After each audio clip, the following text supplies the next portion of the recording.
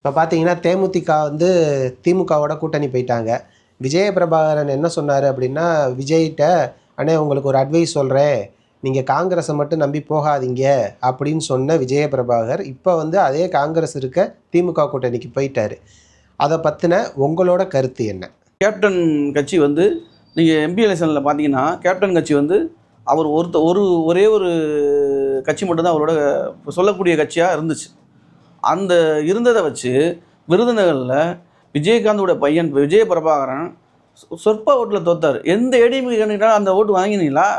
இன்றைக்கி ஏன் அவர் உங்களை விட்டு வெளியே போனாங்க? அவங்களுக்கு செஞ்ச துரோகம். நீ என்ன சொல்கிறீங்க? நான் ஜெயிக்கணும், நான் கூட்டணிக்கு வரணுங்கிறக்காக அவங்களுக்கு மாநிலங்களவை உறுப்பினர் தர்றோம்னு சொல்லி நீங்கள் அவங்கள்ட்ட சொன்னீங்க. நடத்துனீங்களா? உங்கள் சுயராவத்தை தானே நீங்கள் ஏற்படுத்தினீங்க. அதனால தான் அவங்க வெளியில் போனாங்க. இப்போ எல்லோரும் அவங்களுடைய கௌரவத்தை பார்ப்பாலும் உங்களுக்கு சால்ரா போட்டு யாரும் இருக்க மாட்டாங்கல்ல. திமுக கூட்டணியில் தான் இப்போ தேமுதிக இணைஞ்சிருக்கே தவிர காங்கிரஸ் இருக்க கூட்டணியில் அவர் இணையலை. அதனால் இந்த தமிழ்நாட்டுடைய அரசியலில் திமுக தலைமையிலான கூட்டணியில் தான் தேமுதிக இணைஞ்சிருக்கு.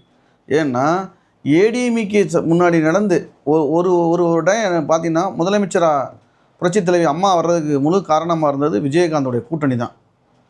அதுக்கப்புறம் அவங்கள வந்து யூஸ் பண்ணாமல் திருப்பி வந்து எம்பி எலெக்ஷன்லையும் அவங்கள தேவையில்லாமல் அலக்கழித்து அவங்களோட சொன்னபடி நடந்துக்காமல் இருந்ததுனால தான் இப்போ திராவிட முன்னேற்ற கழகத்துக்கு அவங்க போயிருக்காங்க. அது அவங்களுடைய உரிமை. அதை யாரும் தடுக்க முடியாது. போயிட்டு சொல்கிறதுக்கு அர்த்தம் இல்லை.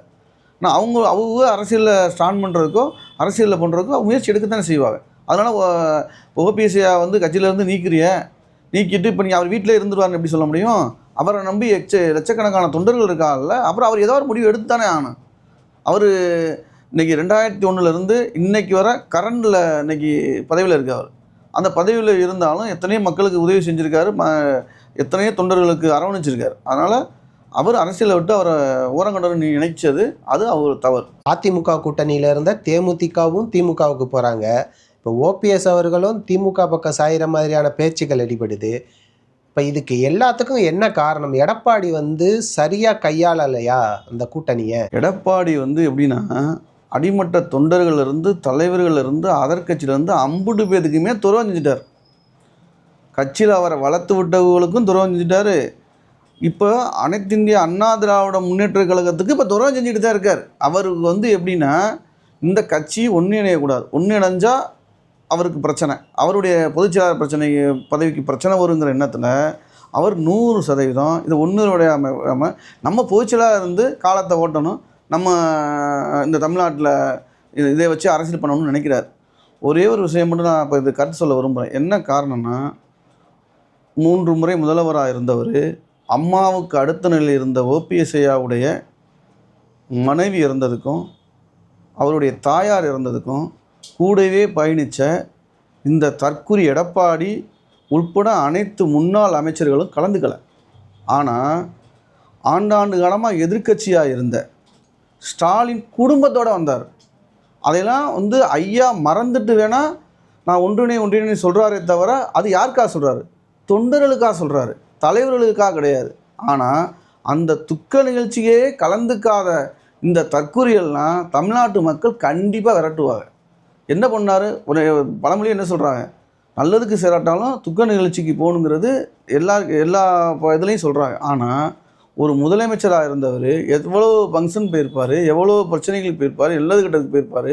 ஆனால் அதையே எடப்பாடி என்ற ஒரு துறைக்கு பயந்துக்கிட்டு இந்த தென் மாவட்டத்தில் இருந்தவர் கூட வரல, முன்னாள் அமைச்சர் கூட வரல. அதே போல் இந்த 4.5 வருஷம் ஆட்சியை வந்து பக்குவமாக கொண்டு போகிறதுக்கு முழு காரணமாக இருந்தவர் ஐயா ஓபிஎஸ் ஐயா அவர்கள்.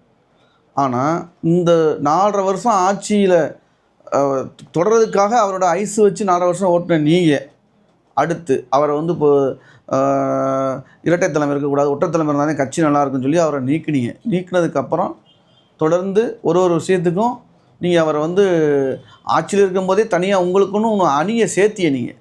ஆனால் ஐயா வந்து அணியை சேர்க்கலை. எல்லாரையும் ஒரே மாதிரி நினச்சி அந்த அணி இந்த அணின்னு இல்லாமல் சரிசமமாக செயல்பட்டார். ஆனால் நீங்கள் அப்போலேருந்தே இவரை வந்து அடுத்து தனிமைப்படுத்தணும் நோக்கத்தில் தொடர்ந்து அவரை வந்து நீங்கள் எல்லா நிர்வாகிட்டையும் தவறுதலாக சொல்லி வளர்த்து தான் கொண்டு வந்தீங்களே தவிர உங்கள்கிட்ட பணம் பதவி இருக்கிறக்காக தான் இங்கே இருக்காங்களே தவிர வேறு யாரும் நல்ல எண்ணத்தோட யாரும் அதிமுக தொண்டர்கள் இல்லை.